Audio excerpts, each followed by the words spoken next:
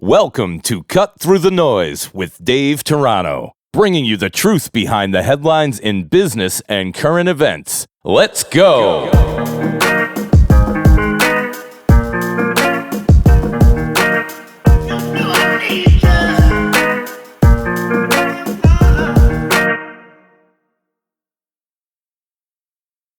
So this is a Zoom podcast, and I'm with Wendy Kush. Wendy Kush is the Chief Operating Officer at Super Brands Capital. It's a VC investment company that specializes in the entertainment industry. Is that right, Wendy? We do a bunch of different things, but that's our big hold. Now we have a talent agency. We also have we work with Paul Fig, who's the director of Bridesmaids, and we have a company called Powder Keg that we invest in, which is an amazing digital platform for all kinds of disenfranchised filmmakers to make their mark in Hollywood. So we have a lot of different ventures. And so today we're not so much going to focus on that. We're going to focus on some of the stuff that, brought you out to California in the first place. For those of you who don't know Wendy, she's a stand-up comedian. She's a script writer. You've written sitcoms and movie scripts and things of that nature. And the crux of the conversation today is going to focus on pushing through rejection, because I'm sure you've had to face a lot of that over the years. That's all I face, Dave. Yeah, that never goes away, right? And then talking about being clear about what you're trying to accomplish in life, say as a writer or a comedian, but actually letting go of those outcomes. And then lastly, learning how to take your ego out of your work. So first of all, I know your sister, Kate. So that's how we got introduced. And I was a bit of a comedian herself, even though she doesn't make any money at it. Yeah, that's what's interesting, because I met Kate a number of years ago. We've only met face to face one time, and I've told you that's all it takes. That's all it takes.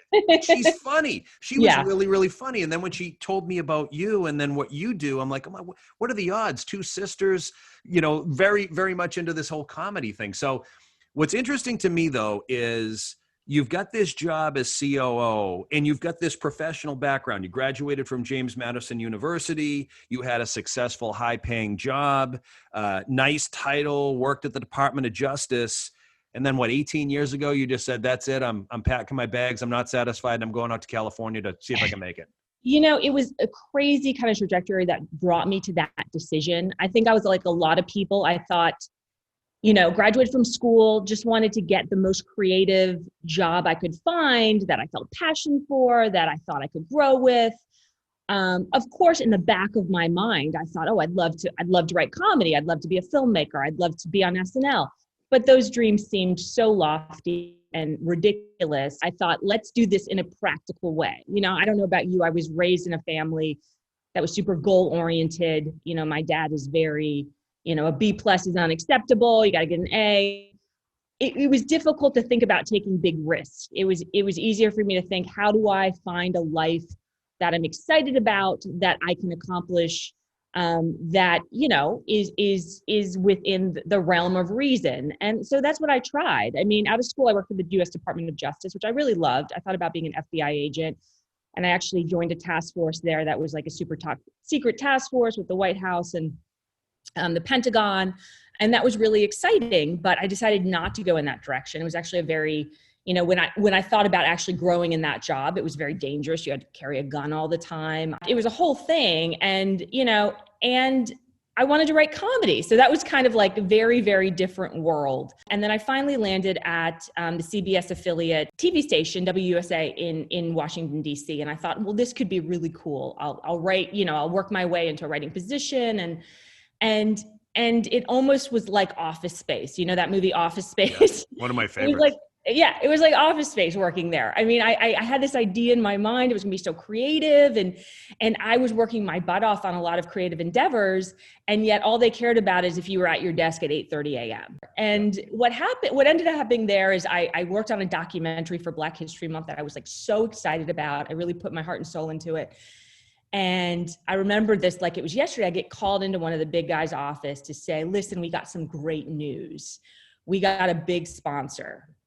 which sounded great. It sounded like I was going to get a great time slot. You know, that's what you want. You want like a prime time slot. Little hiccup though, instead of the 2-hour documentary, and keep in mind, I'm working with like people's families. We were doing it about African-American Black newscasters, you know, who were trailblazers back in the day. Yep. So I was getting to know people's families. I was feeling like this real kinship to tell their stories accurately. And I'm told, you know what? The sponsor loves the storylines, but instead of a 2-hour documentary, they really want to do like 30 to 60-second vignettes. Very similar, right? Yeah, extremely similar. And you can really tell a story about somebody's, you know, pain and suffering in 30 seconds, you know? You can nail that. It's like, are you kidding me? Yeah. So that was kind of the breaking point for me, because I realized like I'm trying so hard to make this job something it's not, and it's not working. And I'm battling, you know, the corporate mentality, which is we don't care how hard you work or your results, but if you're not at your desk at 8:30 a.m., playing sort of the game, you know, because that's a game really. I mean, they didn't care if I was sitting there on email. It's like, you got to be sitting there. So I was just having a bit of a breakdown. At the time I was doing some local comedy in DC, and I was very naive. I sort of met an agent there who worked in LA, and she's like, oh, if you come out, I'll take a meeting with you, which to me meant, oh my God, she's going to champion my career, you know? Yeah. So I'm like, yeah, I'll pack my bags. I'm coming. But I just was in this moment. I don't know if you've ever had this happen in your life where you have a moment where you think there's one path in front of me. I could stay at this place. I had just gotten a promotion. I had a big title then, not a big title, but for a 20-something-year-old, it felt like a big title. Yeah. But I wasn't happy. I didn't feel passion for it. I didn't feel like I was working towards something greater. And I also felt like I don't want to spend my whole life sitting at this desk at 8:30 a.m. every day because I have to sit here, you know? Yep. How many people do you think do that? I mean, I'm listening to you talk, and so many people are trapped by what they choose to do every day. Well, and I think it feels like a prison, because you get to I remember feeling like, okay, what can I do instead? I can look for another job.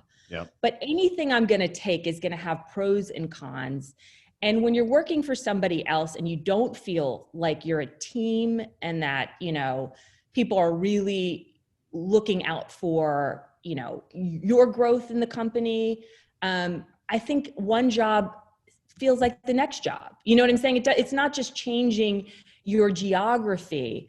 And I said to myself, like, if I could do anything, what would I do? And it was be a comedy writer. Yeah. But that seems so crazy, you know, like, how do you even do that? I didn't know. So I started doing a ton of research. And I remember my dad at the time saying to me, well, if you're going to quit your job, you have to have another job. He's like, yeah, you have to have another job. You can't quit your job without another job. Yep. And everything I was reading was saying, you can't just get a job in comedy. You know, you have to literally move to a place like New York or Los Angeles. So I kind of knew at that point, I'm going to have to just jump off this cliff. You know, I'm going to have to just say, I don't know what it's going to look like when I leave this dock on this boat, but I know I want to get to the other side of this lake, you know? And so I literally, I mean, it was impetuous when I look back on it. You know, I quit my job very abruptly. I was honest with them. I told them why I quit my job. I sold most of my stuff. I packed my car. I was in a long-term serious relationship. And one of the reasons I think that relationship ended is because the person I was with couldn't understand, you know, what I was going through. There wasn't a lot of empathy, like, oh, I support you, this exploration of what you want to do and who you are. It was more like, he was like, well, but you have a really good job. You're making really good money.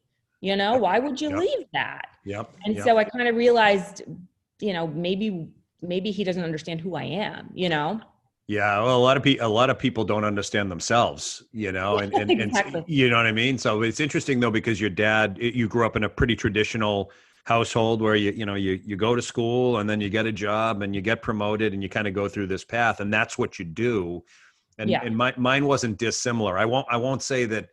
I don't know that my parents never really held me to like high standards.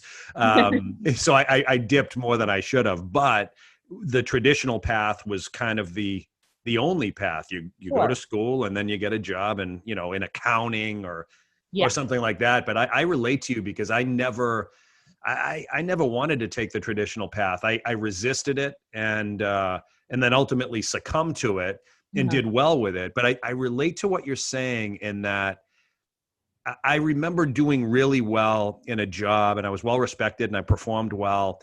And I knew that if I stayed there and I remained committed, that the potential to get promoted was there if I wanted to really make it work. Yeah. But I would watch our executive team, my boss, good person, or some of the other executives in their job, they made a load of money and they just flew around the country, visiting office to office, like hiding out in conference rooms and getting on their computer. And there's this kind of this travel thing going on, not a lot happening.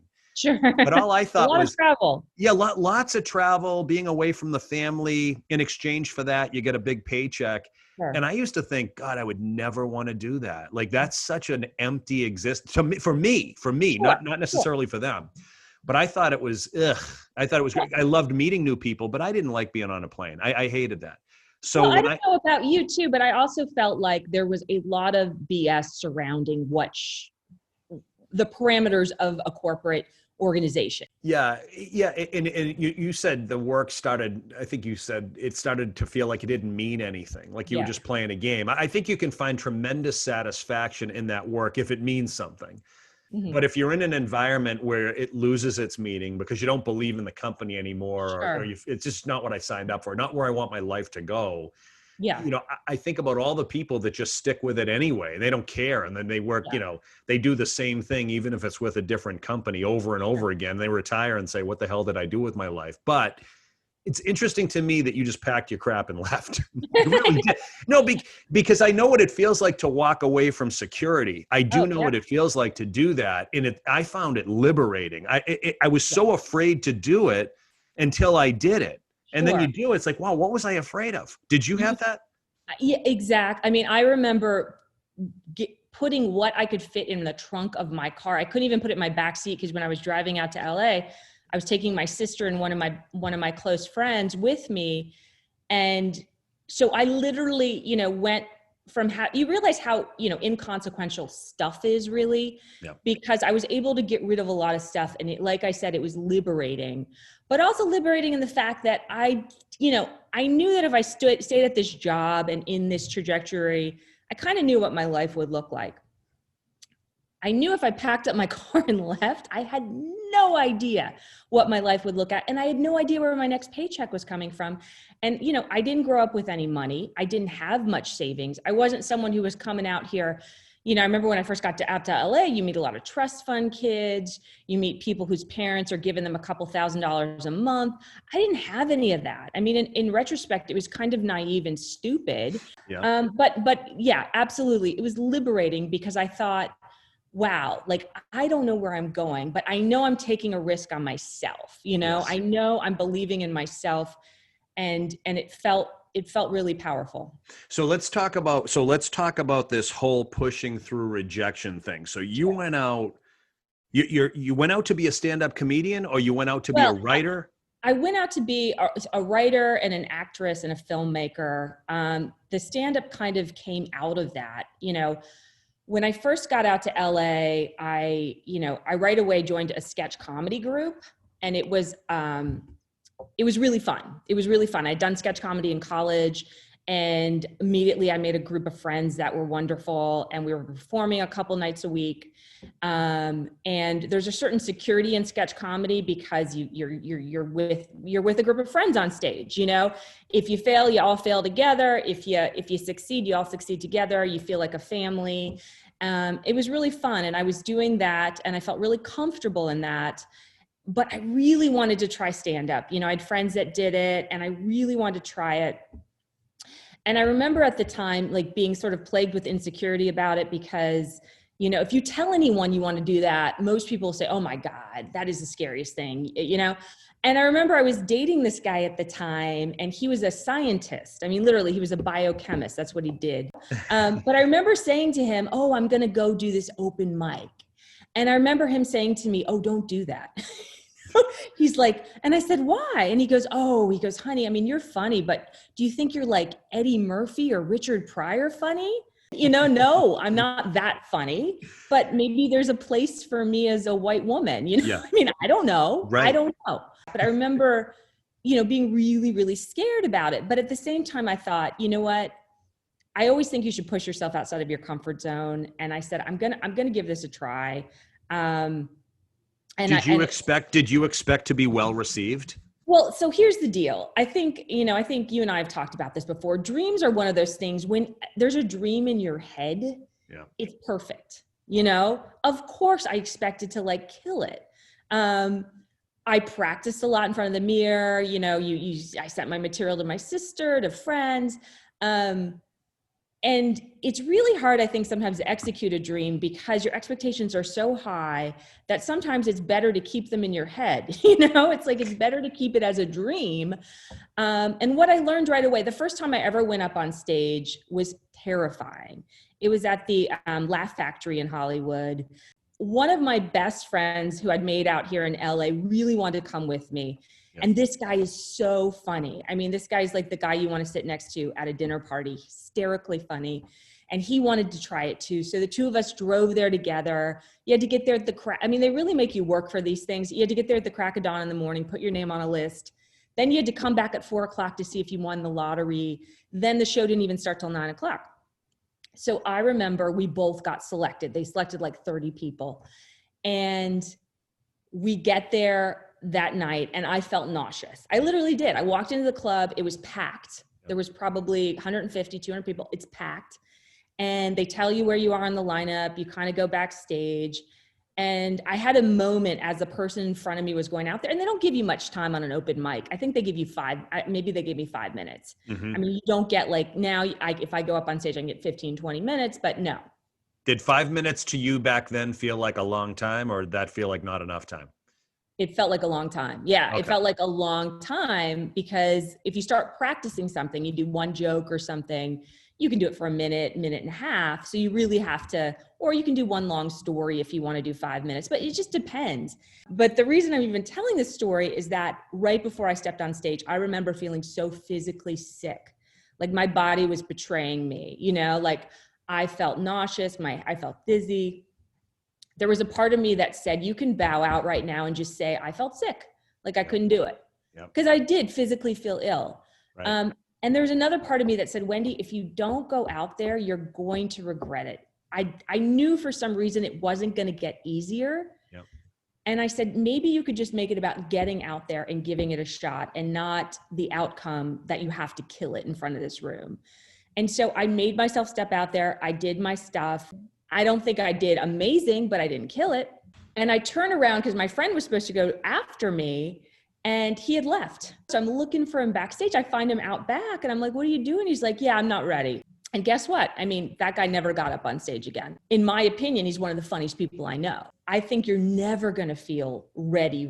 Like for that, I don't think there was, no matter how much I could have practiced, I wasn't going to feel ready for that. What I learned is that everything I need to learn is you learn on the stage from the audience. You can't learn it from a mirror. You can't learn it from your friends listening to your comedy. You can't learn it from your mom thinking you're hysterical. You can't write down 20 pages of stand-up and read it out loud and think you're hysterical. The audience teaches you what's funny, what's not funny, and then you build your portfolio of jokes that work and don't work. And I'd say maybe 6 months to a year later, I was doing really well on stage. Yeah, I obviously I'm not a stand-up comedian, but I have to talk in front of audiences pretty regularly. And now it's kind of Zoom audiences. What I realized very quickly was the hard part was not the standing up in front of the audience. Sure. The hard part was waiting to get up in front of the audience. Yeah. The waiting. And then being introduced, if you were being introduced, that anticipation, the walking up, sure. And then ultimately staring at a bunch of faces that most of the time didn't know who I was. Yeah. That to me, and then it was, can I possibly say something that's going to move this group of people? I don't know. Mm-hmm. And then once I got confident with that whole beginning part, then I was home free. You know, that now it's you know, that whole waiting and that's out the window. I still want to, all I'm waiting for is how quickly can I get up in front of these people and move them? What's it going to take to move them? Exactly. But what you learned, you couldn't have learned any other way. You had to kind of walk through the fire. Oh, and yeah. That's kind of what I say to anyone who wants to get into stand-up comedy. I say, listen, you're going to have to jump off the cliff. You're going to have to get up on stage. It's going to be painful. And not for everyone. I have a couple of friends that, you know, that are well-known stand-ups now that, you know, told me the first time they got up, they killed it. Yep. You know, I don't know if I completely believe them, but I'm sure they did to some extent. Because it is really about becoming comfortable enough in yourself that you're not nervous, that your true personality can translate, that you can banter with the audience without feeling like, oh my God, I have to be so funny. Whatever I retort to this guy who's heckling me, I've got to be hysterical. No, you don't. You just have to be yourself, you know?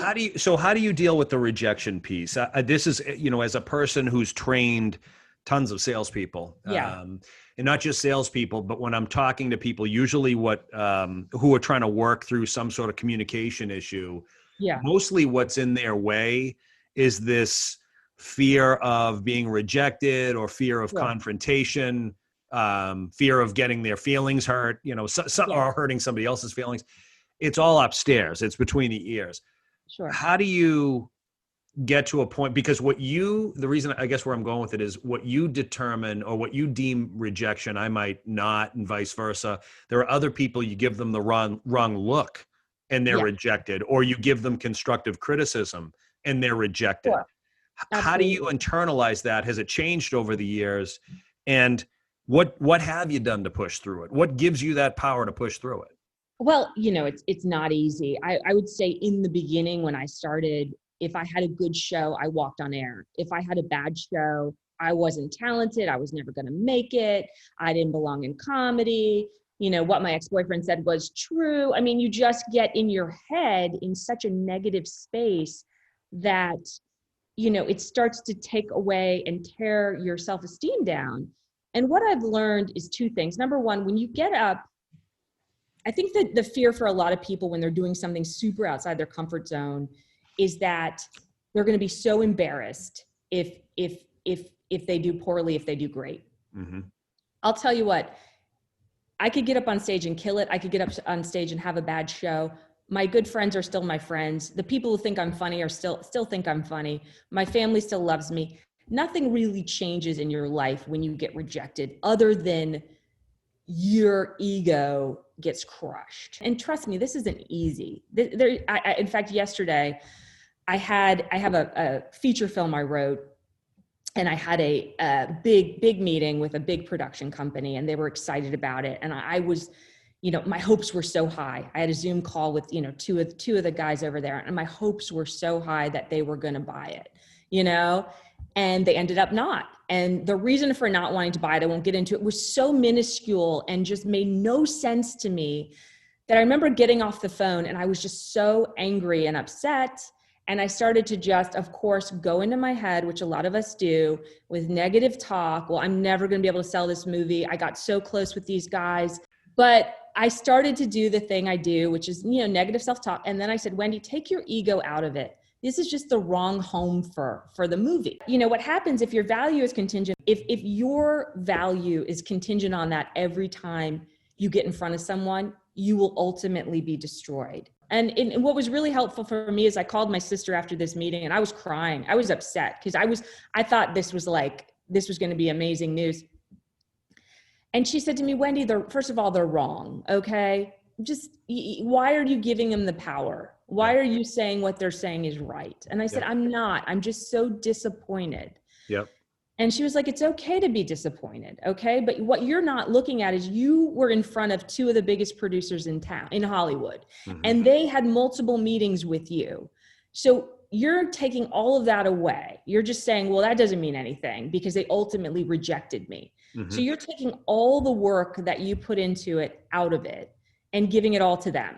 Yep. And I was doing that. Yep. I wasn't saying, wow, I really have a script that I'm really proud of. I've worked really hard on it. I've gotten to the point where I think it's production ready. I've met with Kevin Hart's company. I've met with Will Ferrell's companies. I've had big companies that have been interested in this script. I took all of that out of it and made it all about rejection. Yep. And I think if you can look at your side of the fence, which is, look, I'm working towards my goals. I mean, I think anyone can do this in any situation, whatever you're selling, is that I've done the work on my side of the fence. Now, these people may have not been ultimately interested, but I've done what I can. And I need to find a way to be proud of that and keep moving forward. So what you do is so personal, the work I do when I'm working with, my clients, and they work in all different kinds of industries. And so they're either managing a bunch of people or they're selling products and services to a bunch of clients. Sure. But this whole concept of rejection is always in the way. It's always in the way, to the point where many of them are unwilling to pick up the telephone because they're afraid that somebody might answer it. Sure. Or they're afraid that somebody will hang it up or tell them they're not interested or whatever. And that becomes a personal feeling when it has nothing to do with them or anything to do with anything, but they use it as a reason to just not do that work or to avoid that work. And it's not personal. What I find interesting about your circumstance is you're selling your thoughts, your words, your feelings. So when somebody doesn't take your call or somebody says, Wendy, this isn't for us. Personal, and it does. Yeah.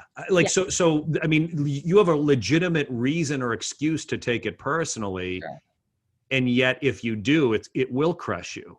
So when you say easier said than done, how do you remain like in a company, for example, success is often measured in the outcome.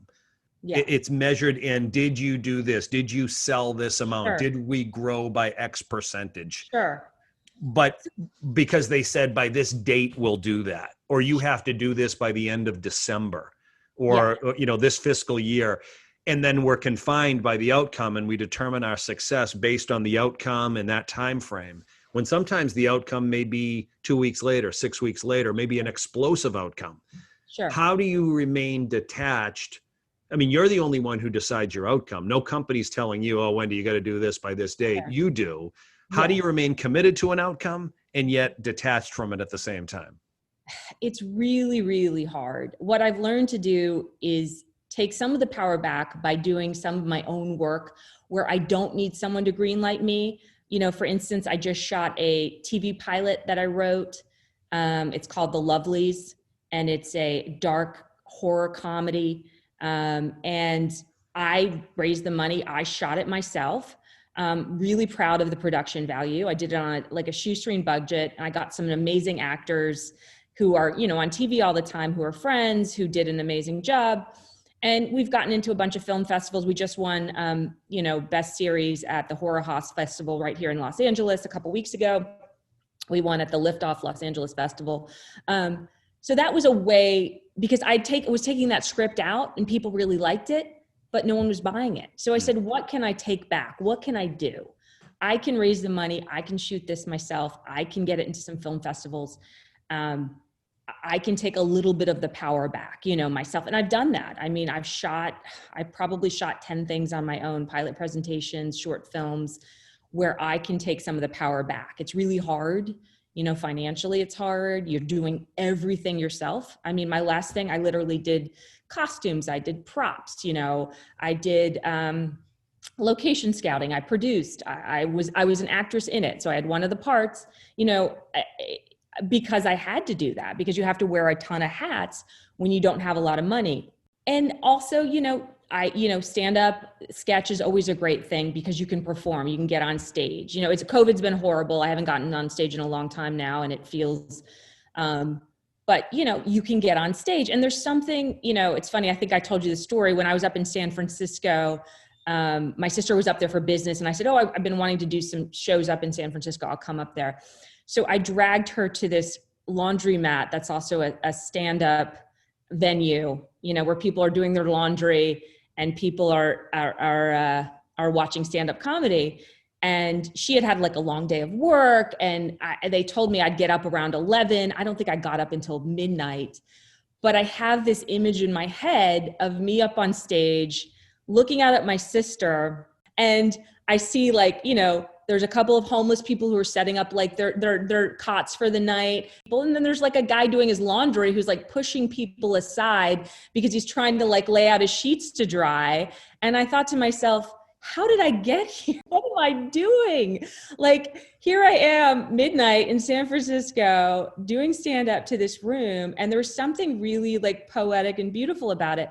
And so I had to say, like, I really have to appreciate this moment. I'm not at Carnegie Hall. I'm not, you know, I'm not headlining a Netflix special, but to me, I'm going to take pride in this moment. You can't take yourself too seriously. One of the first times I had to run a program.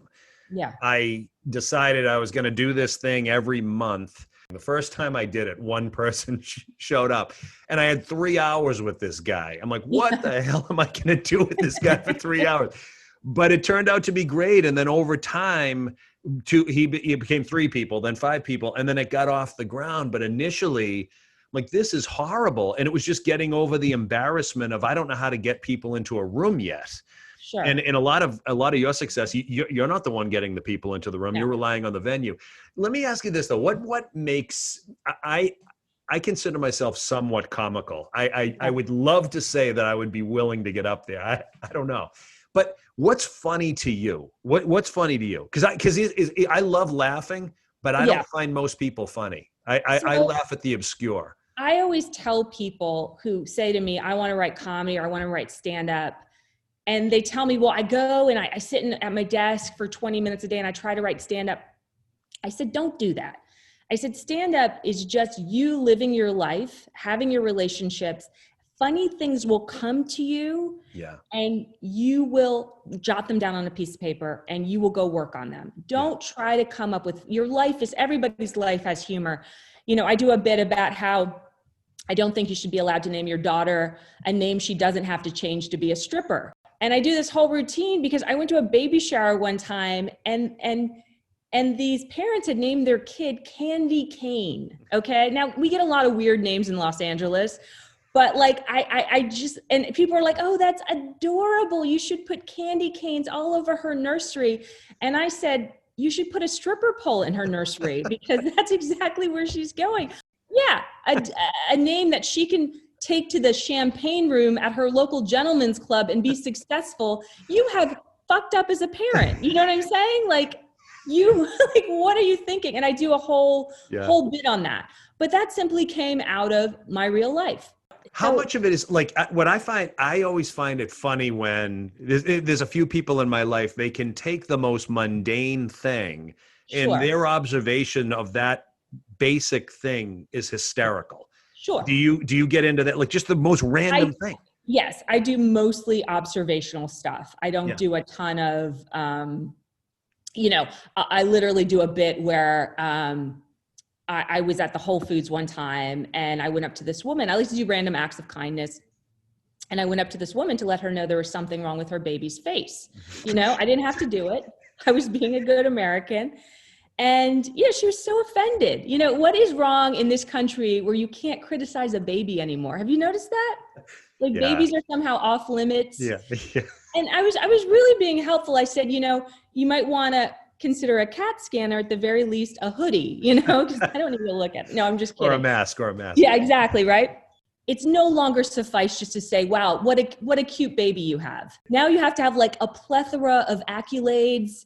You got to talk about its intelligence level, its manual dexterity. You got to talk about how it looks like a supermodel. Yeah, right. I mean, it's like, I'm exhausted. I don't even want to meet anyone's baby anymore because I just don't have the energy. Well, doesn't that kind of tie into all the stuff that we have to deal with later in life?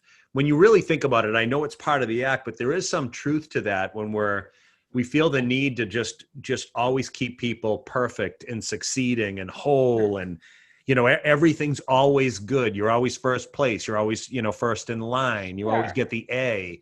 And then when you actually meet real life, once you're out of the baby carriage and out of mommy and daddy's house, you get slapped in the face pretty quickly.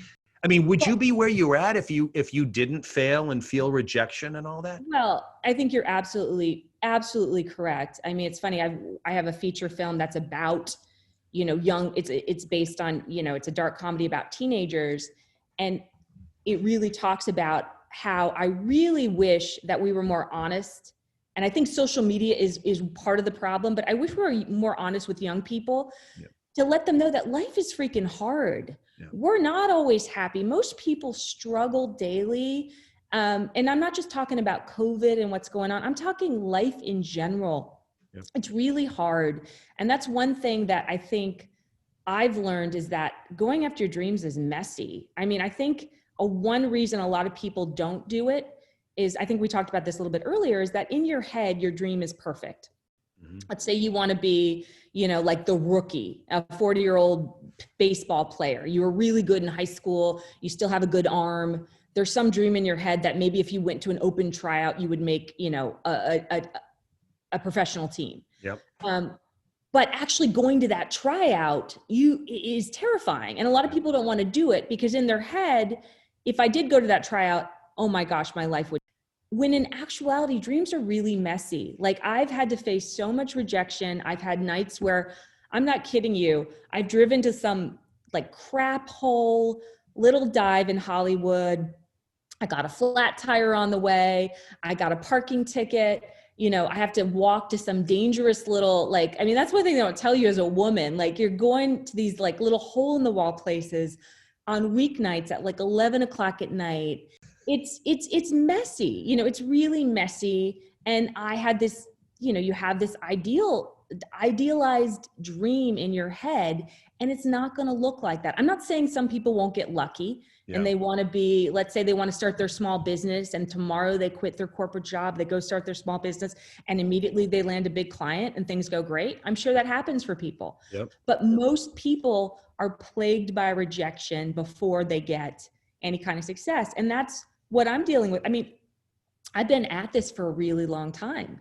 And before the Me Too movement, that was a whole other thing. I mean, there was a lot of harassment in this industry. Mm-hmm. Were you harassing people or were you getting harassed?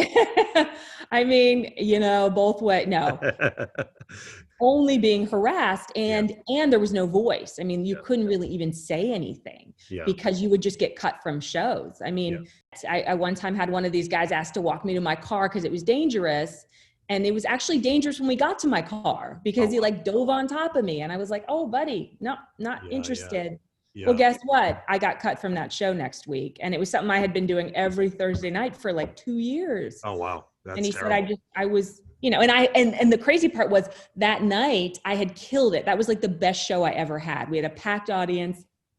I had a guy in the audience who was heckling me. He was like a friend of a friend, and we just had a great exchange. And it was like the best show. Yeah. And he cut me the next day. It's an unfortunate situation. I'm sure it continues to happen on both sides. I'm sure it happens in both directions, unfortunately. But how do you remain committed to this in spite of that? I mean, I think about this podcast. Yeah. I was working with a small little company recently. He was like, well, no one really knows who you are. And our job is to bolster and all this stuff. I'm like, what do you mean? Like in my really mind, knows who you are yet. I mean, that's the word that's missing. Yeah. And he's trying to get me to talk to like some weird, didn't come through with anything, but the bottom line is I'm not worried about who's listening and who's not.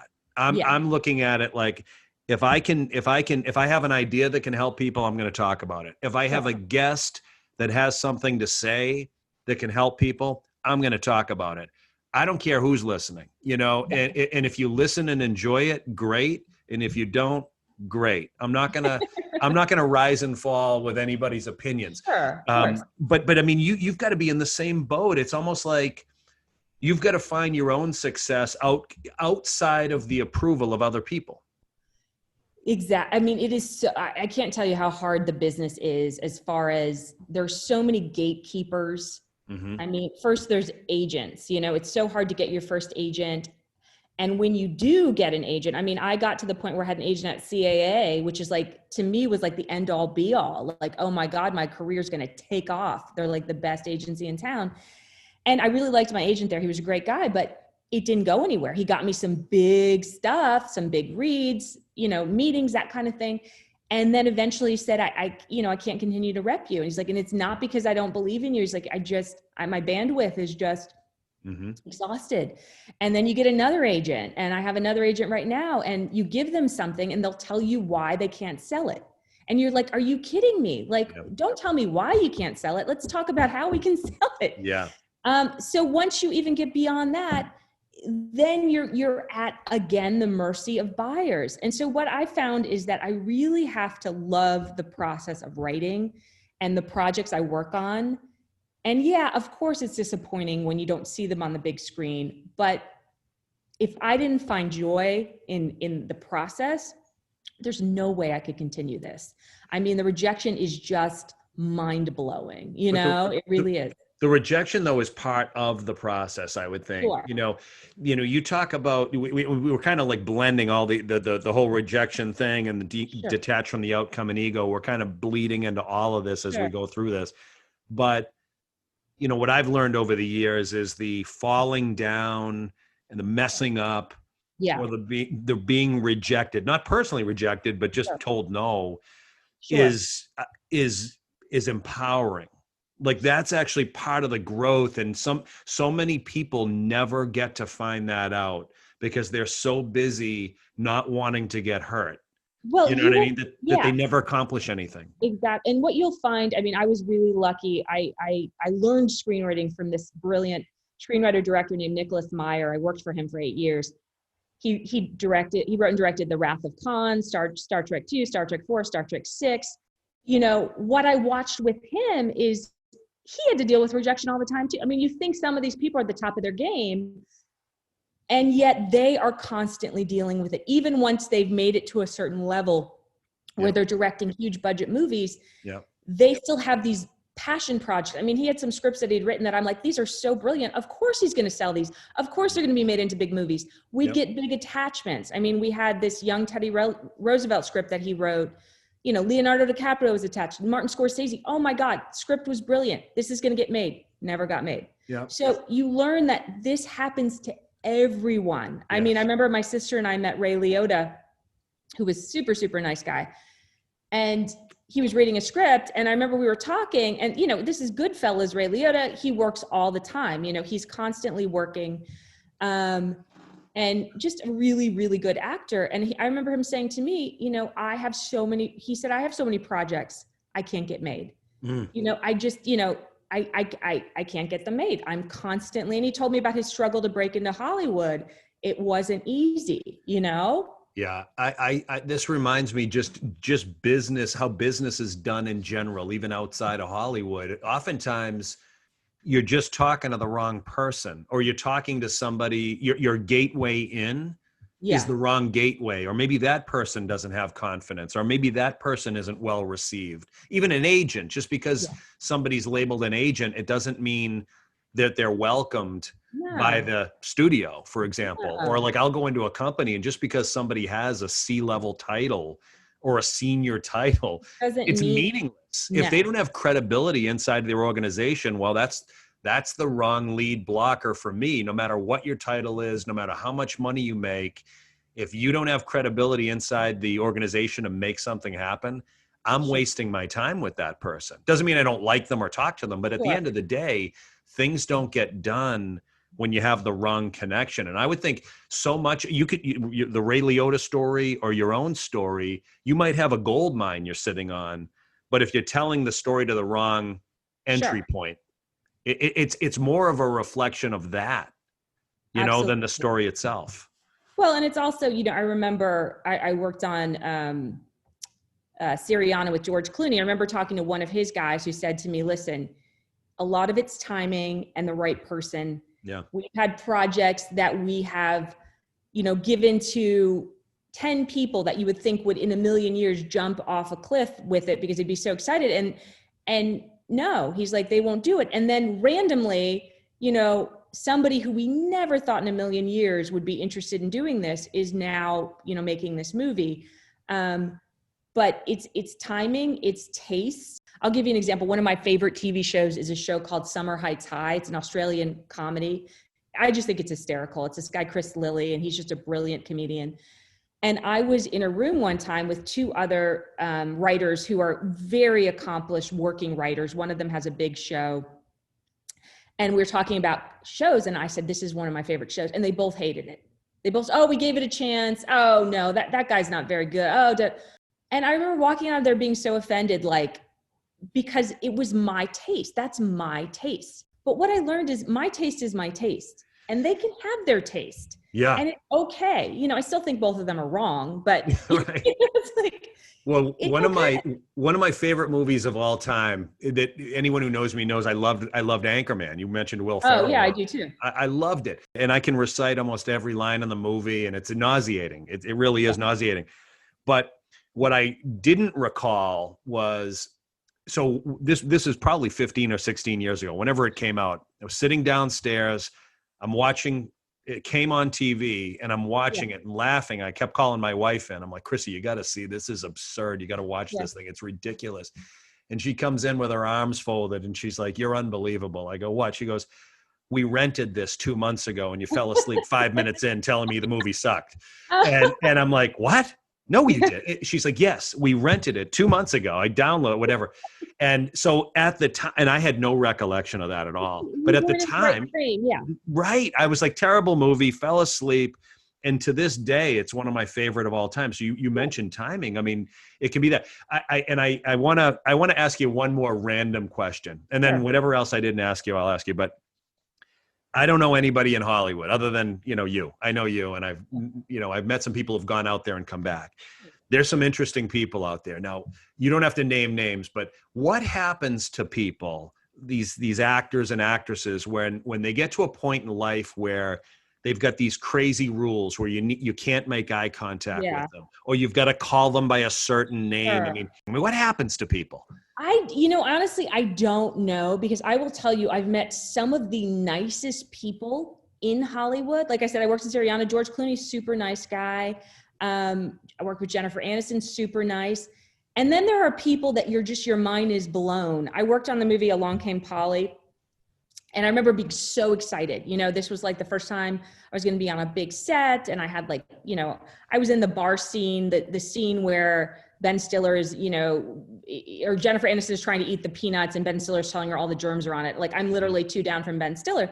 So I remember being so excited just to be on set, just to learn from John Hamburger, who's a brilliant director. I was really excited.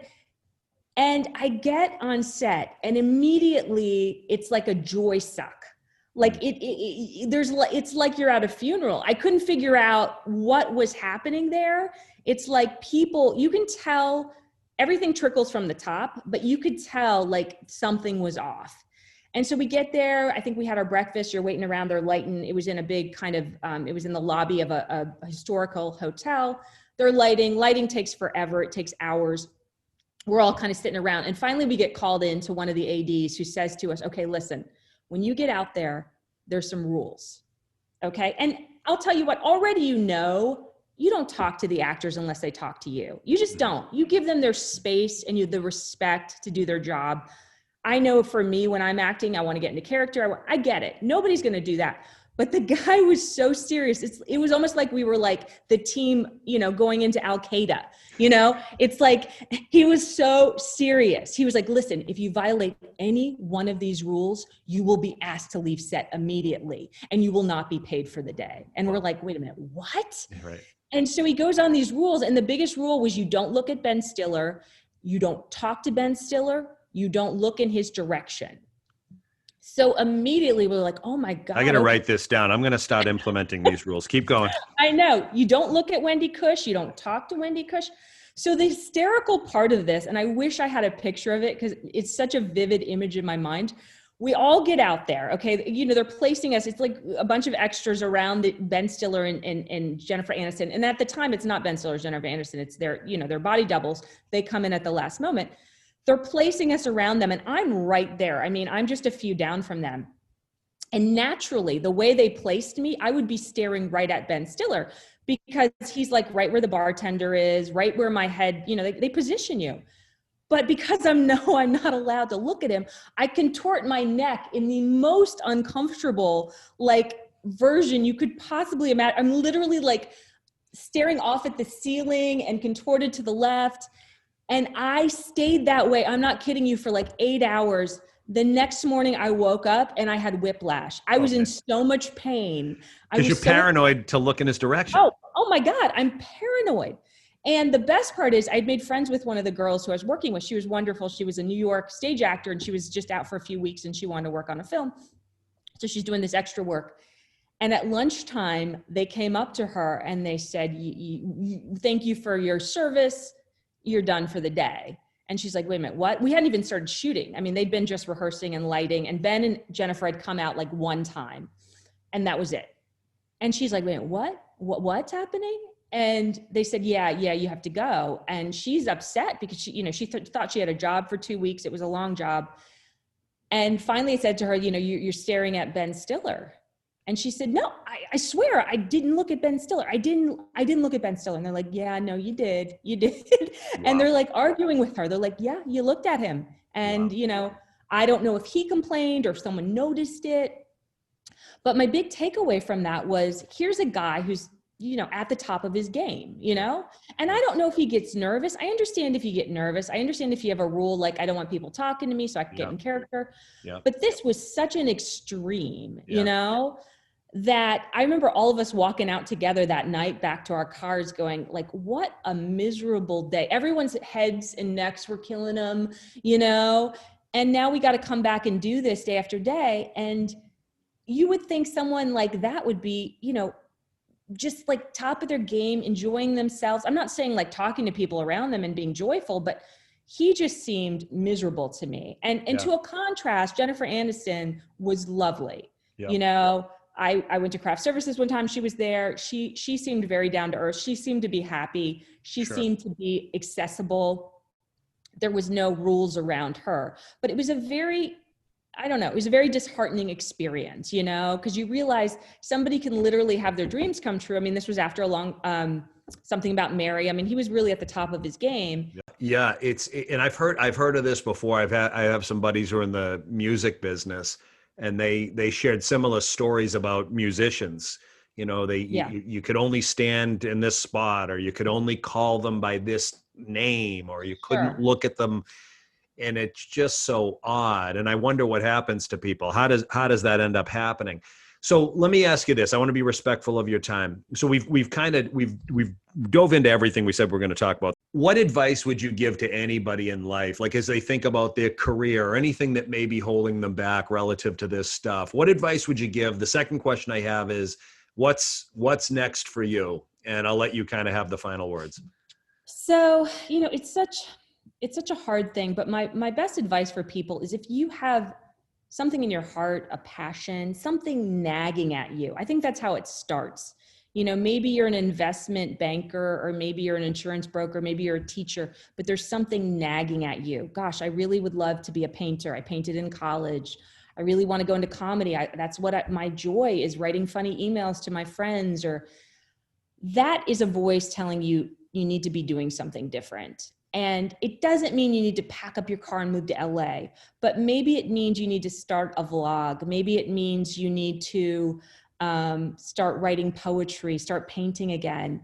Listen to that voice. And then number 2, don't think about the outcome. Yeah, of course, I'd be lying to you if I said I wouldn't love to be, a prolific filmmaker. I wouldn't love to, to have my film on the big screen. I would be lying. I'd be lying if I said I didn't want my own Netflix special, I already have the art direction picked out. You know what I'm saying? Like, I'd be lying. But I've learned to sort of let go of that and say, you know what, I'm going to put the work in, and I'm going to show up every day. I'm going to churn out the scripts. I'm going to keep getting on stage. And that's what I can do. And that's what I can be proud of. I can't make people, do anything on the other end. So I just finished another thing I sort of did on my own. I just wrote a young adult novel, and I just finished it. And I've been taking some meeting with agents. I'm deciding whether I want to self-publish it, because I've been told that's kind of actually a better way to make money. I'm not really concerned so much about the money as, it's a book really geared towards young girls and like how difficult their struggle is at like 14, 15 years old. And I wanted to write something to give back to them and make them feel confident. So it's kind of, that's what the story's about. So I'm going to get that out in the next couple months. And then I have a feature I'm going to try to shoot myself. I've written a very, very, very low budget feature. It's something I'm going to try, hopefully once we have a vaccine, but it's not that many characters. It's very low budget that I'm going to try to, direct and shoot myself. So sort of take back control of what I can take back control of, I know you probably are wondering, when am I going to be available to act in one of these things? Well, that was the next thing I was going to ask, is I really need to know your schedule, because the whole movie's contingent on your schedule. It's not going to happen. Well, look, Wendy, I appreciate the time. I enjoyed this. We could have easily talked for 2 hours. Sure. But if you're ever open to having a conversation in the future about what's going on out there, I'd love to talk again.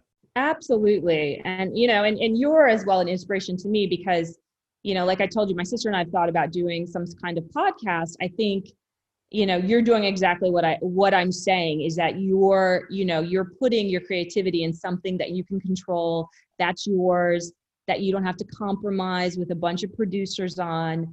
And to me, that's really inspiring. So yeah, I would love to come on again. Awesome. Well, thank you very much. I hope you have an awesome holiday season. Thank you. You too. Take care, Dave. Okay. Bye-bye. You've been listening to Cut Through the Noise with Dave Toronto. Please subscribe, and for more information, check us out on Instagram at CTTN Podcast.